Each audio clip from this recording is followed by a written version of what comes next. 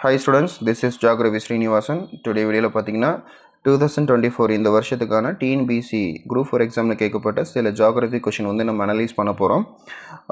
First question பார்த்தீங்கன்னா 103வது question நம்ம ஆரம்பிச்சிடலாம். இந்த 103வது கொஷின் வந்து பார்த்தீங்கன்னா ஒவ்வொரு கொஷின் மாறும். பட் நான் காமனாக வந்து கொஷினை படித்து காமிச்சிடுறேன். அதுக்கப்புறமா உங்களுடைய கொஷின் பேட்டர்னில் இந்த டைப் ஆஃப் கொஷின் எத்தனாவது நம்பர் ஆஃப் கொஷினில் இடம் பெறுது அப்படின்றத பார்த்துக்கோங்க.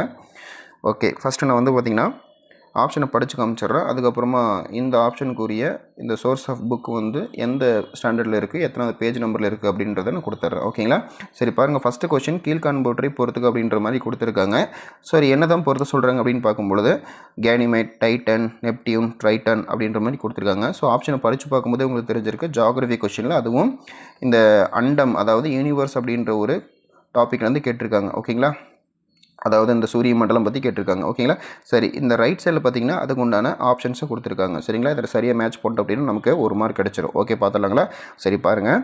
ஸோ இந்த புக்கை இந்த டாப்பிக்கை பொறுத்த வரைக்கும் பாருங்கள், 9th ஸ்டாண்டர்டில் சயின்ஸ் புக்கில் அதுவும் 9th யூனிட்டில் கொடுத்துருக்காங்க. பேஜ் நம்பர் ஆல்சோ கொடுத்துருக்கேன். 107வது பேஜில் இருக்குது.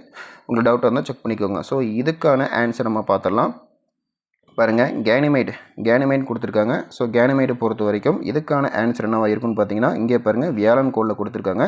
வியாழன் கோளில் வந்து பார்த்திங்கன்னா கிட்டத்தட்ட வந்து பார்த்திங்கன்னா இதற்கு 3 வளையங்களும் 65 நிலவுகளும் உள்ளன. சரிங்களா? 65 நிலவுகள் இருக்குது. அந்த 65 நிலவுகளில் கேனிமைட் அப்படின்ற ஒரு நிலவு தான் சூரிய மண்டலத்தில் ரொம்ப பெருசு அப்படின்ற மாதிரி சொல்லியிருக்காங்க. ஓகேங்களா? அப்போது கேனிமைட் அப்படின்றது யாருக்குரிய ஒரு நிலவுன்னு பார்த்தீங்கன்னா வியாழன் கோளுக்குரிய ஒரு நிலவு. அந்த 65 நிலவில் மிகப்பெரிய நிலவு தான் கேனிமைடு. சரிங்களா? அந்த கேனிமைடை மட்டும் நம்ம தன்னை செப்பரேட் பண்ணி எடுத்துக்கிட்டோம் அப்படின்னா அதுதான் சூரிய மண்டலத்திலேயே மிகப்பெரிய ஒரு நிலவுன்னு சொல்லியிருக்காங்க. அப்போ கேனிமைடு அப்படின்னா சூரிய மண்டலத்தில் மிகப்பெரிய நிலவுனா யாருங்க? பாருங்கள், ஏக்கு 4. சரிங்களா? அப்போ யார் வருவாங்க? ஏக்கு 4. சரிங்களா? ஓகே, ஆப்ஷன் வச்சுப்போம், கடைசி நம்ம ஃபைனல் பண்ணிப்போம். ஓகேங்களா? சரி, அடுத்த ஆப்ஷன் படிங்க. டைட்டன் என்னங்க? பாருங்கள், கீழே கொடுத்துருக்காங்க. நேராக சனிக்கோளுக்கு வருவோம். சனிக்கோளை பொறுத்த வரைக்கும் வந்து பார்த்திங்கன்னா டைட்டன் என்ற நிலவே அதில் பெரியது. ஏன்னா சனியை பொறுத்த வரைக்கும் கிட்டத்தட்ட வந்து பார்த்திங்கன்னா 60 நிலவுகள் சனியில் மட்டுமே இருக்குது. சரிங்களா? வியாழன் கோளை போன்றே சனியிலும் அதிக நிலவுகள் கொண்டுள்ளது. அந்த நிலவுகளில் டைட்டன் என்ற நிலவு தான் மிகப்பெரியதுன்னு சொல்லியிருக்காங்க. அது மட்டும் இல்லாமல் நமது சூரிய மண்டலத்தில் மேகங்களுடன் கூடிய ஒரே நிலவு எதுன்னு கேட்டிங்கன்னா அது டைட்டன் தான். ஓகேங்களா? அப்போ டைட்டன் அப்படின்றது யாருக்கு சொந்தமானது? சனிக்கு சொந்தமானது. சனியில் மொத்தம் 60 நிலவுகள் இருக்குன்னு தெரிஞ்சிருச்சு. அதில் மிகப்பெரியது டைட்டன் அப்படி பார்த்திங்கன்னா சூரிய மண்டலத்தில் மேகங்களுடன் கூடிய நிலவென்று தெரிஞ்சிருச்சு. ஓகேங்களா? அப்போ என்ன பண்ணலாம்? டைட்டன் அப்படின்றது சனிக்கு சொந்தமானது. இது வந்து பார்த்திங்கன்னா சூரிய மண்டலத்தில் மேகங்களுடன் கூடிய நிலவுன்றது தெரிஞ்சிருச்சு. ஓகேங்களா? அப்போது ஆப்ஷன் பிக்கு 3ன்றது கன்ஃபார்ம் ஆகிடுச்சு. ஓகேங்களா? ஓகே, வேறு எங்கேயாவது ஆப்ஷன் பிக்கு 3 வருதா பாருங்கள். இந்த லைனில் எங்கேயுமே 3 வர கிடையாது. ஓகே, பட் நமக்கு 50% தெரிஞ்சிருச்சு. கொஞ்சம் வெயிட் பண்ணி பார்ப்போம். அடுத்து போகலாம். அடுத்து பார்த்திங்கன்னா நெப்டியூன் கொடுத்துருக்காங்க. நெப்டியூனுக்கு உண்டான சரியான ஆன்சர் வந்து பார்த்திங்கன்னா நம்ம நெப்டியூனில் படித்து பார்த்தலாம். நெப்டியூன் பார்த்துங்க. நெப்டியூன் பொறுத்த வரைக்கும் இக்கோளானது பச்சை நிற விண்மீன் போன்று காட்சியளிக்கும். ஓகேங்களா? ஓகே, இதை பார்த்துக்கோங்க. ஓகே, இப்போ பாருங்கள், பச்சை நிற விண்மீன் போன்ற காட்சி பாருங்கள். ஆப்ஷன் 2ல் கொடுத்துருக்காங்க ரைட் சைடில். அப்போது நமக்கு சிக்கு வந்து 2ன்றது தெரிஞ்சிருச்சு. ஓகேங்களா? நல்லா தெளிவாக புரிஞ்சிருக்கும்னு நினைக்கிறேன். ஸோ லாஸ்ட் என்னங்க? ஸோ ட்ரைட்டன் அப்படின்றது வந்து பார்த்திங்கன்னா என்னது கீழே நான் படித்து காமிச்சிடுறேன். ஓகேங்களா? ட்ரைட்டன் அப்படின்றது வந்து பார்த்திங்கன்னா நெப்டியூனில் இருக்கக்கூடிய மிகப்பெரிய நிலவுகள். சரிங்களா? இதற்கு 13 நிலவுகள் உள்ளன. அதில் ட்ரைட்டன் அப்படின்றது ரொம்ப பெருசு. ஸோ அந்த ட்ரைட்டன் பொறுத்த வரைக்கும் வந்து பார்த்திங்கன்னா சூரிய மண்டலத்தில் கோளின் சுழற்சிக்கு எதிர் திசையில் சுற்றும் ஒரே நிலவு ட்ரைட்டன் அப்படின்ற மாதிரி கொடுத்துருக்காங்களா? சரி பாருங்கள், அது எங்கே இருக்குதுன்னு பார்த்தீங்கன்னா ஆப்ஷன் 1ல் இருக்குது. டைட்டன் பொறுத்த வரைக்கும் ஆப்ஷன் 1 தான். அப்போ நமக்கு தெரிஞ்சிருச்சு கன்ஃபார்ம்டாக 4, 3, 2, 1 தான் ஆன்சர் அப்படின்னு சொல்லிட்டு. இந்த ஆப்ஷன் வேறு எங்கேயாவது இருக்கா? நல்லா பார்த்துக்கோங்க, வேறு எங்கேயும் ரிப்பீட் ஆகலை. ஓகே, ஆப்ஷன் பிலையும் இல்லை, சிலையும் இல்லை, டிலையும் இல்லை. ஓகேங்களா? அப்போது ஆப்ஷன் ஏ இஸ் தான் கரெக்ட் ஆன்சர். உங்களுக்கு ஆதாரப்பூர்வமாக இந்த 9th ஸ்டாண்டர்ட் சயின்ஸ் புக்கில் இருந்து உங்களுக்கு ஸ்க்ரீன்ஷாட்டோடு கொடுத்துருக்கேன். வேணும்னா இதை அப்படியே நீங்கள் என்ன பண்ணலாம்? ஸ்க்ரீன்ஷாட் எடுத்துக்கோங்க. ஓகேங்களா? இதுக்காக நான் உங்களுக்காக 2 செகண்ட்ஸ் வெயிட் பண்ணுறேன். ஸ்க்ரீன்ஷாட் எடுத்துக்கோங்க. ஓகே, நம்ம அடுத்த கொஷின் போகலாம். ஓகே, நம்ம போய்ட்டுருக்கிற விதம் எக்ஸ்ப்ளனேஷன் எல்லாமே ரொம்பவே சரியாக இருக்குன்னு நினைக்கிறேன். ஓகே, உங்களுக்கு இந்த எக்ஸ்ப்ளனேஷன் நான் சொல்லக்கூடிய விதம் இந்த மாதிரி வே ஆஃப் அப்ரோச் பிடிச்சிருந்தது அப்படின்னா கண்டிப்பாக லைக் அண்ட் ஷேர் பண்ணுங்கள். மறக்காமல் சப்ஸ்கிரைப் பண்ணிக்கோங்க. ஓகேங்களா? ஸோ ஓகே, அடுத்த கொஷின் பார்த்தீங்கன்னா 108வது கொஷின் கொடுத்துருக்காங்க. என்னென்னு கேட்டிங்கன்னா இதுவும் மேட்ச் தி ஃபாலோயிங் தான். அதாவது என்ன கொடுத்துருக்காங்கன்னா ரிலீஜியஸ் அண்ட் அவங்களுடைய அந்த வழிபாட்டு தலங்களை கொடுத்துருக்காங்க. பார்த்திங்கன்னா மதம் மற்றும் அவங்களுடைய வழிபாட்டு தலங்கள் கொடுத்துருக்காங்க. ஸோ பார்த்துக்கலாம். ஸோ லெஃப்ட் சைடில் வந்து பார்த்திங்கன்னா சமணம், ஜூடாயிசம், புத்த மதம், ஜொரஸ்ட்ரீம் கொடுத்துருக்காங்க. ரைட் சைடில் வந்து பார்த்திங்கன்னா சின்னக்காக், அக்கியாரி, பசாதி, விஹாரான்னு சொல்லி கொடுத்துருக்காங்க. ஸோ ஒவ்வொரு மதத்துக்கு உண்டான சரியான வழிபாட்டு தலங்களோடு நம்ம வந்து இணைச்சோம் அப்படின்னா நமக்கு 1 மார்க் கிடச்சிரும். இப்போ பார்த்திங்கன்னா இந்த இந்த சோர்ஸ் கேள்வி வந்து எதுலேருந்து கேட்டிருக்காங்க அப்படின்னா ஜியாகிரஃபிலேருந்து கேட்டிருக்காங்க. சரிங்களா? ஜியாகிரஃபியில் பொறுத்த வரைக்கும் பார்த்திங்கன்னா நான் உங்களுக்கு கொடுத்துருப்பேன்.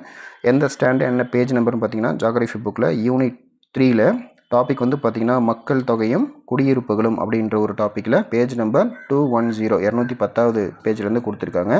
ஸோ அதுக்கு உண்டான ஒரு ஸ்க்ரீன்ஷாட்டை நான் உங்களுக்கு இப்படி ஷோ பண்ணுறேன், பார்த்துக்கோங்க. சரி, இதுக்கு மேலே 1 by 1 ஆன்சர் என்னென்னு பார்த்தோங்களா? சரி, மதத்தை பொறுத்தவரைக்கும் ஃபஸ்ட்டு நம்ம பார்க்க வேண்டியது ஆப்ஷன் ஏ சமணம். சமணத்துக்கு உண்டான சரியான வழிபாட்டு தலம் என்னங்க? நல்லா பார்த்தலாமா? சமணம் பாருங்கள், சமணத்துக்கு உண்டான வழிபாட்டு தலம் பசாதி. அப்போ சமணத்துக்கான பசாதி எங்கே இருக்குது? ஆப்ஷன் 3ல் இருக்குது. ஏக்கு 3 எங்கே இருக்குது பாருங்கள். ஏக்கு பொறுத்த வரைக்கும் 3 எங்கே இருக்குது பாருங்கள், டியில் மட்டும்தான் இருக்குது. இப்போவே நமக்கு தெரிஞ்சிருச்சு ஆன்சர் இது தானே. ஓகே, வெயிட் பண்ணி பார்ப்போம். அடுத்தது யாருங்க? Option B Judaism. அதுக்கு வந்து அக்கியாரி பாருங்கள். சாரி, ஆப்ஷன் பிக்கு ஜுடாயிசம் கொடுத்துருக்காங்களா?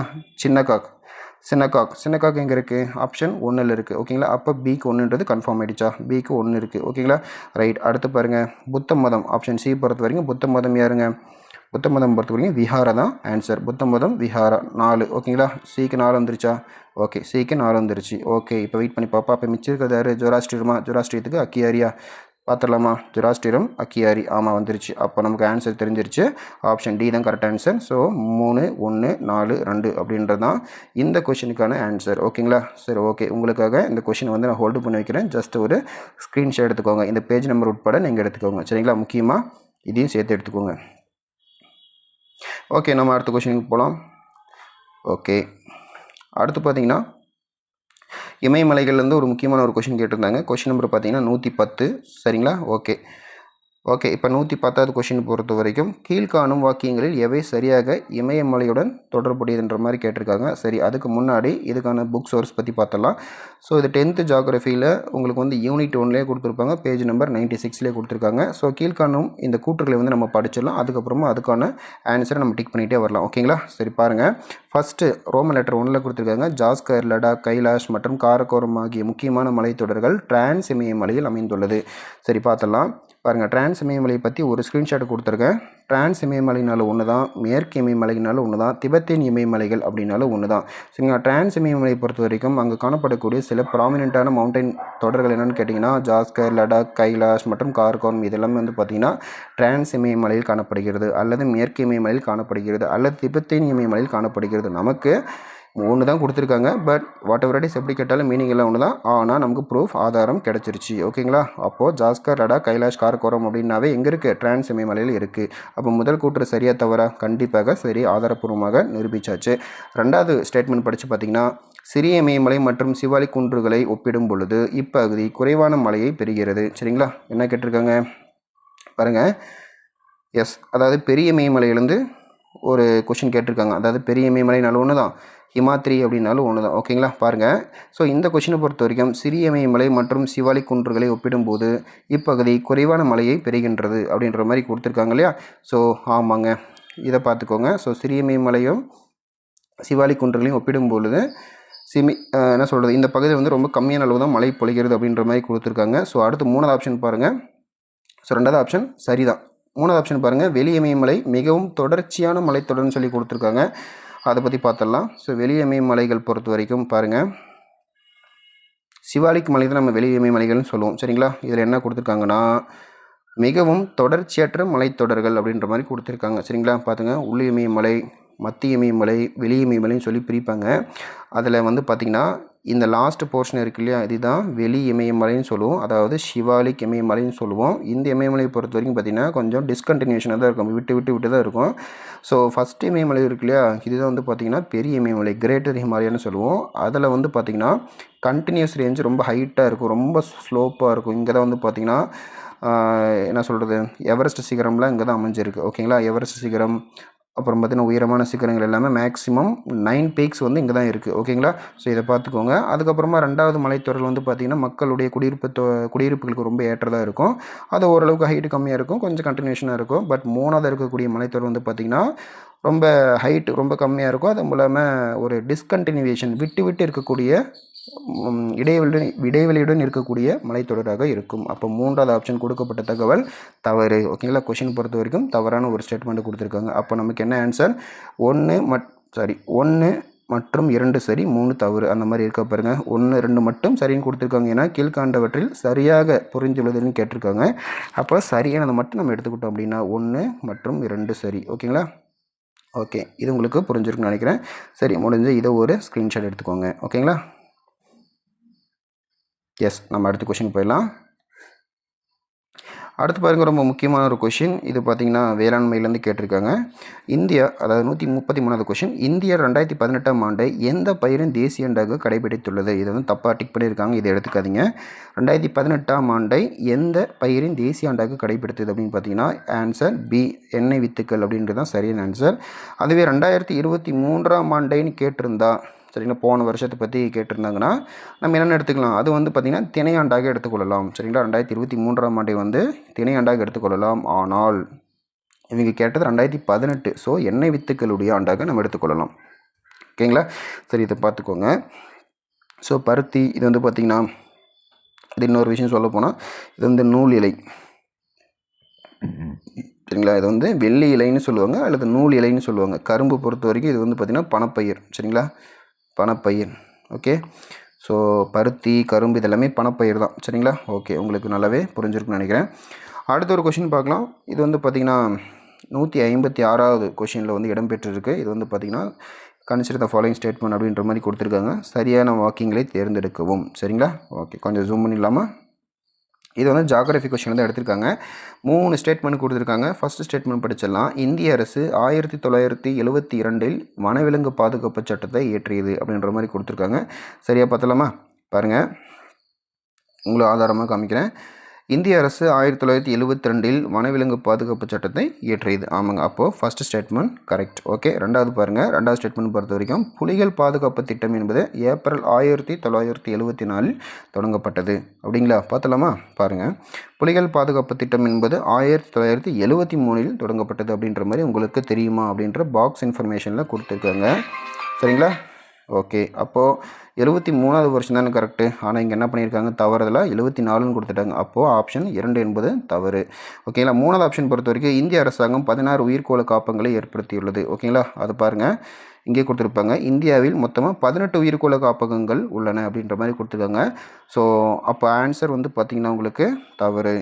சரிங்களா, இது 16ன்றது தவறு, 18 கொடுத்தா சரி. அப்போது எது சரி? 1 மட்டும் சரி. சரியா? ஏன்? சரியான வாக்கியங்களை மட்டும் தேர்ந்தெடுக்க சொல்லியிருக்காங்க. மிச்சம் இருக்கக்கூடிய 2 3 வந்து தவறு இல்லையா? அதனால் 1 மட்டுமே சரி என்பதால் எங்கே 1 இருக்குது பாருங்கள், எங்கே 1 மட்டும் இருக்குது? ஆப்ஷன் ஏ தான் சரி. ஓகேங்களா? ஆப்ஷன் ஏ மட்டும்தான் சரி, மிச்சம் 2மே தவறு. ஓகேங்களா? சரி, ஓகே, இந்த வீடியோ உங்களுக்கு வந்து பிடிச்சிருக்குன்னு நினைக்கிறேன்.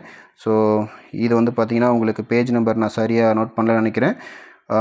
Okay, sorry. நம்ம அடுத்த வீடியோவில் சந்திக்கலாங்க. இந்த வீடியோ பிடிச்சிருந்தது அப்படின்னா கண்டிப்பாக சப்ஸ்கிரைப் பண்ணிக்கோங்க. மறக்காமல் லைக் அண்ட் ஷேர், கமெண்ட் பண்ணுங்கள். எனி ஒன் டவுட் அப்படின்னா கண்டிப்பாக கேளுங்க. உங்களுக்கு எதாவது டவுட் அப்படின்னா கண்டிப்பாக கமெண்ட் செக்ஷன் தெரிவிச்சிங்கன்னா அது சம்மந்தமான வீடியோ நிறைய நான் போட தயார். எனக்கு நிறைய கண்டென்ட் தேவைப்படுது. உங்களுடைய கண்டென்ட் தான் என்னுடைய வீடியோ. ஸோ அதனால் கண்டிப்பாக நீங்கள் எனக்கு சப்போர்ட் பண்ணுங்கள். கண்டிப்பாக நம்மளுடைய சப்போர்ட், ஆதரவு எல்லாருக்கும் கண்டிப்பாக இருக்கும்னு நினைக்கிறேன். So thank you so much. அடுத்த வீடியோவில் சந்திக்கலாம். Thank you. Bye bye from geography Srinivasan.